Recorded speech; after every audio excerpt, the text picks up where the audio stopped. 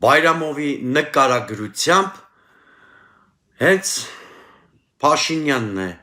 պատերազմի հրձիքը, իսկ Բաքվին այլ բան չի մնացել, քան պատերազմի դիմելը։ Ես չեմ էլ ուզում խորանալ Բայրամովի ասածների բովանդակության մեջ, որովհետև երբեք իմ ասելիքը չեմ կառուցում թշնամական երկրի որևէ պաշտոնյայի դիրքորոշումների հիման վրա։ Այստեղ նույնիսկ խնդիրն այն չէ, մենք ինչ ենք մտածում Բայրամովի ասածների վերաբերյալ։ Արդյոք դրանք ճիշտ ենք համարում, թե սխալ։ Խնդիրն այն է, որ պաշտոնական Երևանը, որը ջանասիրաբար ոչնչացնում է իր բոլոր ներքին ընդդիմախոսներին, քարը քարի վրա չթողնելով,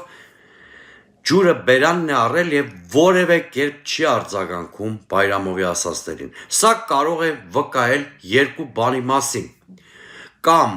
Բայրամովի ասածները ճիշտ են եւ պաշտոնական Երևանը, Նիկոլ Փաշինյանն ու նրա թիմը չունեն ռացիոնալ հակապաստարկ,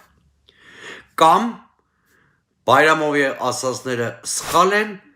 բայց քաղաքական համարձակություն չունի Փաշինյանը կամ նրա թիմը պատասխանելու, որովհետև հայ-ադրբեջանական հարաբերությունները գտնվում են վասալային կարգավիճակում։